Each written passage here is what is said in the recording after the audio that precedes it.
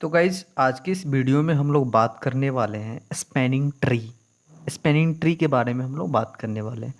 सबसे पहले हम देखेंगे स्पैनिंग ट्री होता क्या है, स्पैनिंग ट्री को हम कैसे फॉर्म करते हैं।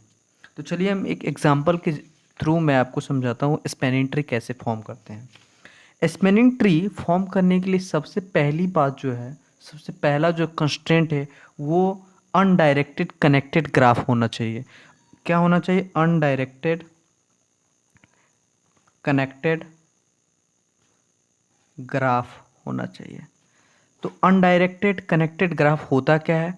अनडायरेक्टेड मीन्स जिसमें कोई डायरेक्शन हो, जैसे कि ये भी कोई, इसमें देख A B C and D, देख सकते हैं इसमें कोई डायरेक्शन नहीं।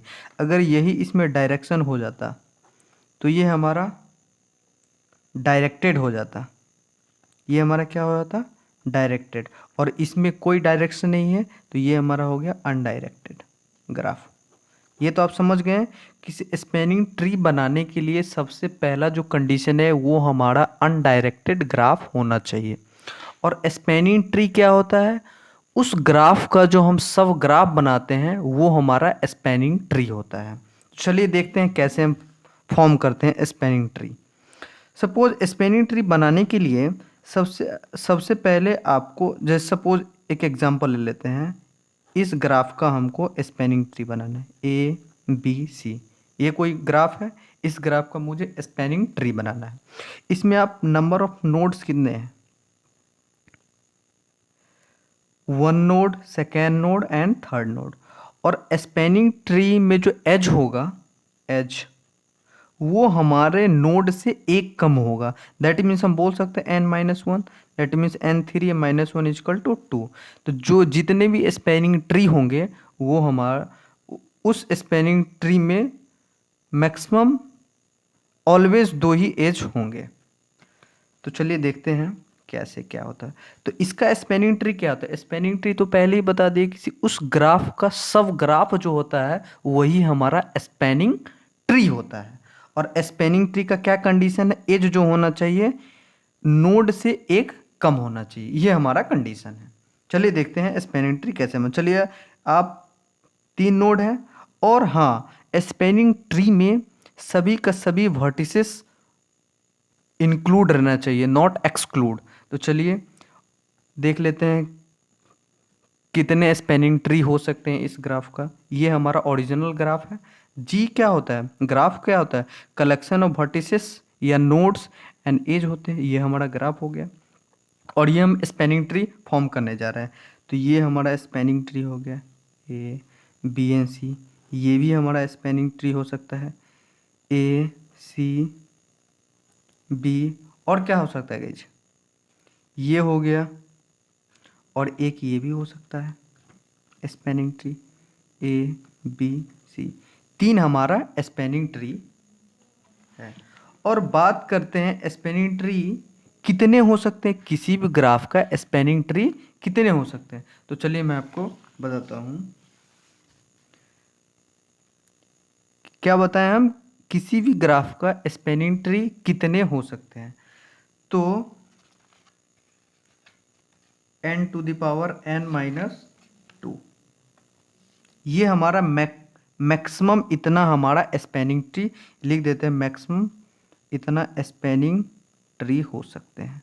n क्या है? n है नंबर ऑफ नोड्स। तो चलिए इस ग्राफ में आप देख सकते हैं, ये जो ग्राफ है इसमें नोड्स कितने हैं? नोड्स हमारा 3 है। तो इसका स्पैनिंग ट्री देख ली, एक स्पैनिंग ट्री है, सेकेंड स्पैनिंग ट्री और 3 स्पैनिंग ट्री। तो इस अकॉर्डिंग हम देख सकते हैं कि कितने स्पैनिंग ट्री? 3। और इस फॉर्मूला पर अगर हम पुट करेंगे तो n to the power n-2। तो n हमारे पास कितना है? 3 है। यहाँ देख सकते हैं 1 2 3 नोड है। तो 3 3 -2, तो 3 1 इजकल टू 3। तो आप देख लिए कि 3 ही हमारा स्पैनिंग ट्री होगा, जो कि हम आपको पहले ही फॉर्म करके दिखा दिए। एक spanning tree, second spanning tree and third spanning tree. चलिए इसके कुछ थ्योरी हैं वो हम देख लेते हैं। अब आई होप आप समझ गए होंगे कि कैसे हम स्पैनिंग ट्री को फॉर्म करते हैं। हाँ, स्पैनिंग ट्री जो होना चाहिए वो ग्राफ का हमारा सब ग्राफ होता है। सब ग्राफ मीन्स क्या, जो उस ग्राफ का कुछ पोर्शन हम उठा के रख देते हैं और उस सब ग्राफ में एज कितने होने चाहिए, नोड से एक कम होने चाहिए, इतने। यही हमारा कंडीशन है स्पैनिंग ट्री बनाने का। चलिए कुछ इसका थ्योरी है वो हम देख लेते हैं। A spanning tree of a graph, graph कैसा होना चाहिए मैंने आपको पहले ही बता दिया है, अनडायरेक्टेड कनेक्टेड ग्राफ होना चाहिए।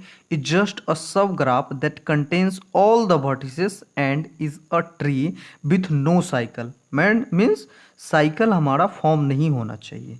A graph may have many spanning tree. Second point क्या है, a spanning tree is a subgraph of undirected connected graph, ये भी हम आपको पहले ही बता दिए हैं। अब यहाँ देखिए एज कितने होना चाहिए, edge of spanning tree is always n-1 edge होना चाहिए, where n is a number of nodes.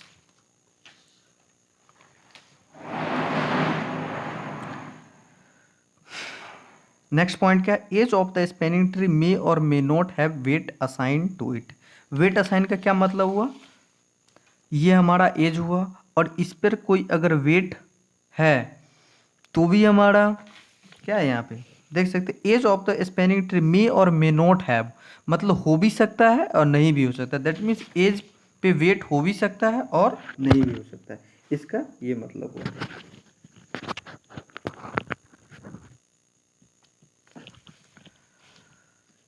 ये पॉइंट क्या है, maximum possible number of spanning tree equal to n⁻n-2 where n क्या है, हमारा नंबर ऑफ नोड्स है इन अ ग्राफ में। ग्राफ में जितने भी नोड्स होंगे वो हमारा नोड्स है। तो ये हम एग्जांपल तो आपको बता ही दिए कि कैसे हमारा first spanning tree, second spanning tree और थर्ड स्पैनिंग ट्री आ गया। अब चलिए हम बात करते हैं